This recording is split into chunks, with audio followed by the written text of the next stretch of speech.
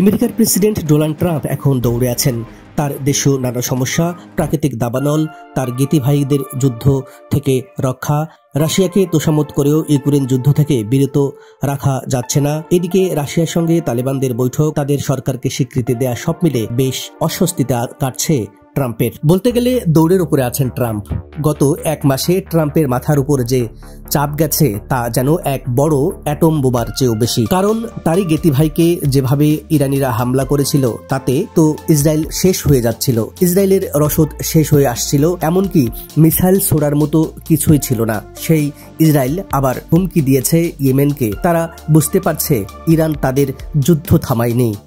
Yemen থেকে পরোক্ষভাবে যুদ্ধ চালিয়ে যাচ্ছে, এতে সরাসরি সহায়তা করছে ইরান। ইসরায়েলের প্রেসিডেন্ট হামাসের হামলায় 20 মাস পর আগের ক্ষতিগ্রস্ত এলাকা পরিদর্শন গেছেন সম্প্রতি। তাহলে বুঝেন ভাইরা তাদের কি অবস্থাটা। অন্যদিকে ইরানের সশস্ত্র বাহিনীর চিফ অব স্টাফ কড়া হুঁশিয়ারি দিয়ে বলেছেন, ইসরায়েল যদি দেশটির বিরুদ্ধে আরো একবার আগ্রাসন চালায় তাহলে তাদের আরো কঠিন চপেটাঘাত খেতে হবে, যা আগে কখনো দেখেনি। ইয়েমেন ও ইরানের হুঁশিয়ারির বিষয়টিও কিন্তু ট্রাম্পকে ভাবিয়ে তুলেছে, যদিও বেচারা মুখে কিছুই বলতে পারছে না। এদিকে বৃহস্পতিবার ডোনাল্ড ট্রাম্পের সঙ্গে রাশিয়ার প্রেসিডেন্ট পুতিনের টেলিফোনে কথা হয়েছে, তা তিনি নিজেই সাংবাদিকদের জানিয়েছেন। বৃহস্পতিবার পুতিনের সঙ্গে ফোন আলাপের কয়েক ঘন্টা পর হোয়াইট হাউসে সাংবাদিকদের সঙ্গে মত বিনিময়কালে ট্রাম্প বলেন, আমি আজ রাশিয়ার প্রেসিডেন্টকে ফোন করেছিলাম। ইরান সহ বিভিন্ন ইস্যুতে দীর্ঘ সময় ধরে আমরা ফোনে কথা বলেছি এবং আপনারা বুঝতেই পারছেন আমাদের আলোচনার বিষয়গুলোর মধ্যে রাশিয়া ইউক্রেন যুদ্ধবিরতির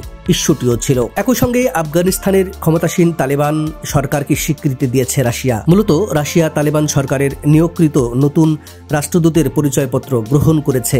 এটাই আন্তর্জাতিক তালেবান সরকারকে স্বীকৃতি দেওয়ার প্রথম পদক্ষেপ হিসেবে বিবেচিত হচ্ছে। আর এর মাধ্যমে বিশ্বের প্রথম দেশ হিসেবে তালেবান নেতৃত্বাধীন আফগান সরকারের আনুষ্ঠানিকভাবে স্বীকৃতি দিল রাশিয়া। এই খবরটি ট্রাম্পকে বেশ অস্বস্তিতে রেখেছে, কারণ তালেবানদের বিরুদ্ধে মিথ্যা তথ্য ছড়িয়ে অভিযোগ তুলে দেশটি দখল করেছিল। তারাই এখন সরকার গঠন করেছে, ফলে রাশিয়ার হাত শক্তিশালী হচ্ছে। আর এই বিষয়টি কোনোভাবে মেনে নিতে পারবে না ট্রাম্প। আমেরিকার অবস্থাটা ভালো না। দেশটি এখন প্রাকৃতিক হামলায় বারবার পর্যদস্ত হয়ে পড়েছে।